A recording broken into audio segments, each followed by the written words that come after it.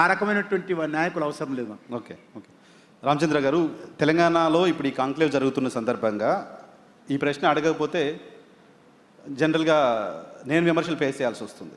కాబట్టి ఈ ప్రశ్న అడుగుతున్నా.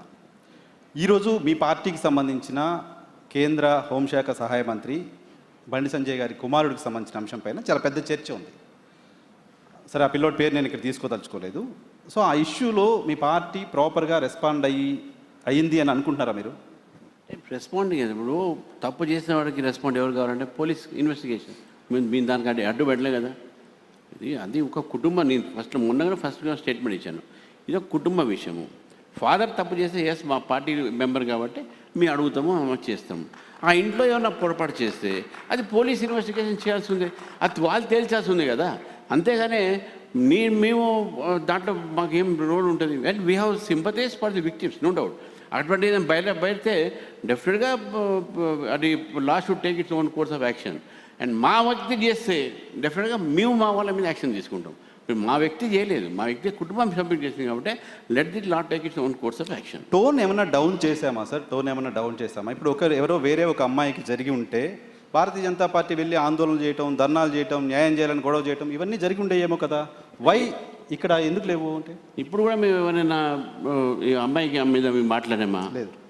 ఇప్పుడు ఐఎమ్ టెలింగ్ యూ కదా, if there is any truth in the entire episode let the justice be done. అది మేము అనేది. నీకు అడ్వకేట్ కదా, I know how it is face. And డెఫినెట్గా లా అండ్ ఆర్డర్ ప్రాబ్లం అంటే వీళ్ళు ఇంత మాట్లాడుతున్నారు బీఆర్ఎస్ పార్టీ వాళ్ళు ఈ అమ్మాయిల గురించి మాట్లాడుతున్నారు. వాళ్ళ టైంలో ఏమేమి మనం చూడలేదా? మనం ఎక్కడెక్కడ ఏమేమైనది ఇంటర్మీడియట్ ఎగ్జామ్స్ పొరపాటు చేస్తేనే వందలాది మంది విద్యార్థులు సూసైడ్ చేసుకుని దాంట్లో అమ్మాయిలు చాలామంది ఉన్నారు. ఇప్పుడు వీళ్ళ అమ్మాయిల గురించి మాట్లాడుతున్నారు. నేను ఏమంటానంటే ఎస్ వీ రెస్పెక్ట్ ఉమెన్. ఆ రెస్పెక్ట్ ఉమెన్ అనేది మా కల్చర్లో ఉంది. అందుకే మోదీ గారు నారీ శక్తి వందన ఆ యాక్ట్ తీసుకొచ్చారు, 33% ఇస్తూ ఉన్నారు. వీళ్ళు ఒక వ్యక్తిగతమైనటువంటి కక్షతో ఈరోజు దీన్ని రాజకీయం చేస్తున్నారు. కాబట్టి politicising a family matter. BRS party is doing politicising the issue. అందరు కనబడతా ఉంది. ఫ్యామిలీ ఇష్యూ చేయకూడదని యాజ్ ఏ పార్టీ ఒక అమ్మాయి వచ్చి పోలీస్ స్టేషన్లో కంప్లైంట్ చేసినప్పుడు ఆ అమ్మాయికి న్యాయం చేయాలి ప్రభుత్వం. యాజ్ ఏ పార్టీ మీరు వెళ్ళి ఒక అమ్మాయికి సింపతి తెలపడము, కలవడము. మేము పవర్లో లేము కదండి. పవర్ కాంగ్రెస్ పోలీస్ విక్టిమ్ని పొలిటికల్ పార్టీస్ సపోర్ట్ చేయకూడదు, కలవకూడదు. నేను విక్టిమ్ గురించి అనట్లేదు. పోలీస్ దగ్గరికి కంప్లైంట్ వచ్చినప్పుడు are we stopping the police? Let them take action. మేము చెప్తున్నాం కదా, the culprits always should be brought to the book and law should take its own course of action. We will not interfere any legal process. We will not interfere in investigating process. మేము అంతవరకు మా తరఫు నుంచి we want to do justice. Okay, Bandi Sanjay గారు చెప్తున్నారు దీన్ని కొంతమంది రాజకీయం చేస్తున్నారు అని. మీరు నమ్ముతున్నారా? అది రాజకీయ కోణంలో జరుగుతున్నా కనబడుతుంది కదా. నేను ఏమంటున్నా అంటే జరిగిన దాన్ని రాజకీయంగా వాడుకోవడం వేరు, జరగడం వెనకే రాజకీయం ఉందా అనేది వేరు. జరిగిందా జరగలేదని నేనుగా చెప్పేది అది పోలీస్ చెప్పాలి. రాజకీయం ఎందుకు చెప్తున్నానంటే ఆ ఒక వ్యక్తిని అంటే ఒక మినిస్టర్ కొడుకుని you are not seeing it as a case. అమ్మాయికి జస్టిస్ ఎక్కడ మీరు అడగట్లే. You are trying to defame a family.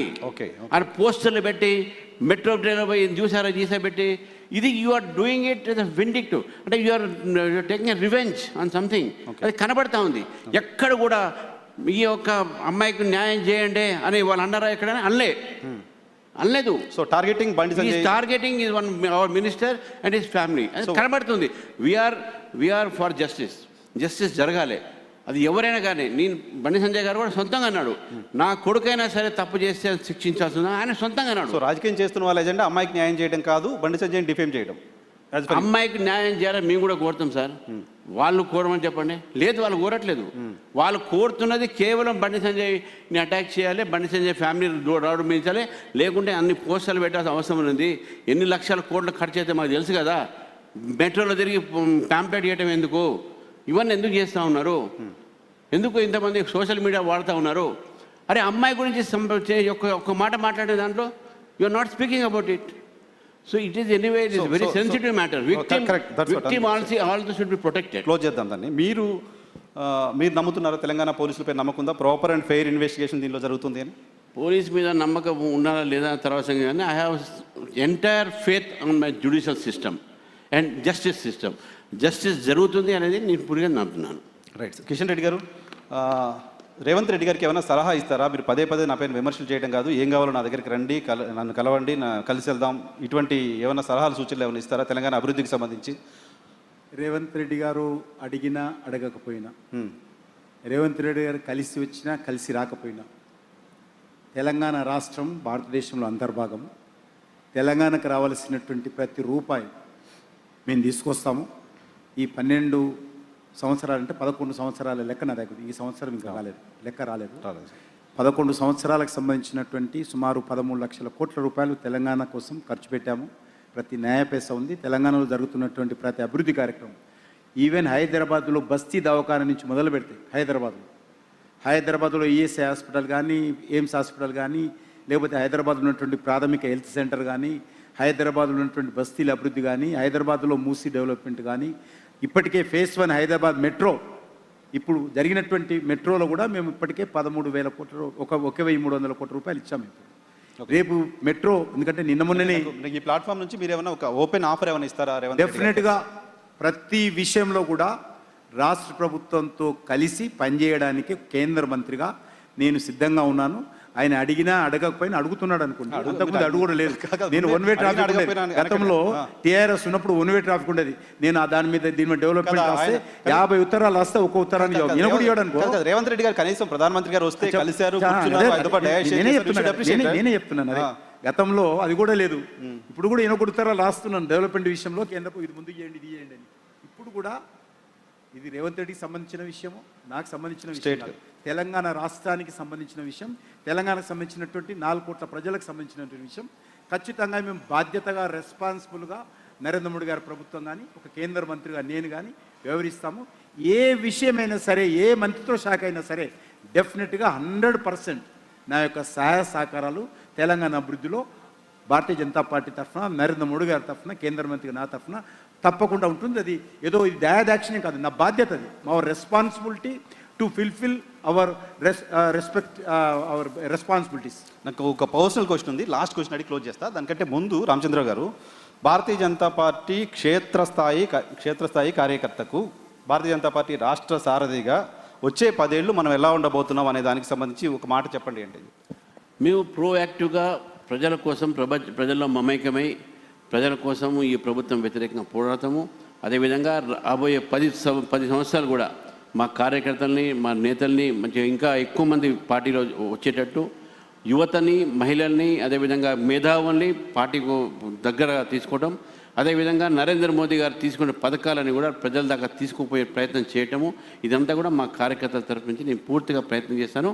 ఈ 10 సంవత్సరాలు కూడా మొత్తం కార్యకర్తలందరూ కూడా నిద్ర ఆహారం లేకుండా పనిచేసేటటువంటి ఒక ఏదైతే మోటివేషన్ మాకు నరేంద్ర మోదీ గారు ఇచ్చారో, దాని ద్వారా రాబోయేది బీజేపీ ప్రభుత్వమే, రాబోయేది డబుల్ ఇంజన్ సర్కారే అని చెప్పేసి నేను పూర్తిగా నమ్ముతూ, ఈ 10 సంవత్సరాలు కాదు, మేము ఉన్నన్ని రోజులు, ఇంతకుముందు అన్నారు కిషన్ గారు, మేము ఉన్నన్ని రోజులు ప్రజల కోసం పనిచేస్తాము, రాష్ట్ర హిత కోసం పనిచేస్తాము, దేశం కోసం పనిచేస్తాము. For us nation is first. ఈ యొక్క రీతిలో ఈ 10 సంవత్సరాలు కాదు, ముందు రాబోయే రోజులు పనిచేస్తాం. వచ్చే 10 ఏళ్లలో 7.5 సంవత్సరాలు మీరు అధికారంలో ఉంటారనే కాన్ఫిడెన్స్ ఉంది. 100 పూర్తి నమ్మకం ఉంది నాకు. అందుకే నేను I'm very careful with the question. 10 సంవత్సరాలు అంటే మళ్ళీ 10 సంవత్సరాలు దాకా రాను. మేము వస్తామో 10 సంవత్సరాలు కాదు, ఒక్కసారి బీజేపీ వచ్చిందే మమ్మల్ని కదిలియడం కష్టమవుతుంది. వారి ఆకాంక్ష కూడా అందుకే 10 సంవత్సరాల నుంచి అడుగుతున్నారు. ఓకే, సరే సార్. నా క్వశ్చన్ ఏంటంటే, నాకు క్యూరియాసిటీ. ఎప్పుడు కిషన్ రెడ్డి గారు, నేను ఒక ఫోటోగ్రాఫ్ ఎప్పుడో చూసా, మీరు నరేంద్ర మోదీ గారు కలిసి ఒక టూర్కి యుఎస్ వెళ్ళి అక్కడ వైట్ హౌస్ దగ్గర బయట నిలబడి లోపల చూస్తూ ఉంటారు. ఆ తర్వాత మోదీ గారు ప్రధానమంత్రి అయినప్పుడు ఫోటో బాగా వైరల్ అయింది. సో మీరు మోడీ గారితో కలిసి ట్రావెల్ చేశారు, కలిసి ఒకే రూమ్లో ఉండుంటారు, కలిసి భోజనం చేస్తుంటారు, కలిసి ట్రావెల్ చేస్తుంటారు కదా. ఇప్పుడు మీరు క్యాబినెట్లో ఉన్నారు కదా, అప్పుడు ఏమని పిలిచేవారు మిమ్మల్ని? ఇప్పుడు ఆయన ఏమని పిలుస్తారు మిమ్మల్ని? అప్పుడు కిషన్ అనే పిలిచేవారు, ఇప్పుడు కూడా కిషన్ అనే పిలుస్తారు.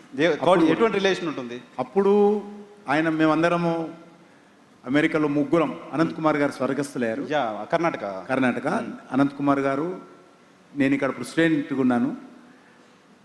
గుజరాత్ ఆర్గనైజింగ్ సెక్రటరీగా నరేంద్ర మోడీ గారు ఉన్నప్పుడు 1994లో అద్వానీ గారు అమెరికా గవర్నమెంట్ ఆహ్వానం మేరకు మా ముగ్గురిని ఎంపిక చేయడం జరిగింది. ఒకరు ఆరపోయినప్పుడు 40 రోజులు మేము కలిసి ఉన్నాము. 40 రోజులు కూడా ఆయన 40 డేస్ ఉన్నారు. 40 డేస్ అప్పుడు కూడా సంకొక క్లాత్ బ్యాగు, అవును చూసా, అందులో పుస్తకము, పెన్ను పెట్టుకునే తిరిగేవాళ్ళు. అప్పుడు కూడా పెన్ను లేకుండా తిరుగుతుండే మేము. ఓకే. కిందికి హోటల్ నుంచి కింది లాబీ దిగారంటే మేము 5 నిమిషాలు లేట్ వస్తుంటే ప్రతిరోజు మమ్మల్ని తిట్టేవారు. ఎందుకు? ఇది ఇండియా కాదు, ఇది అమెరికా. మనం డిసిప్లిన్గా ఉండాలి, ఫంక్చువాలిటీ ఉండాలా. మనము we are not representing Bharatiya Janata Party, we are representing India. అప్పుడు 40 సంవత్సరాల క్రితం అనేవారు.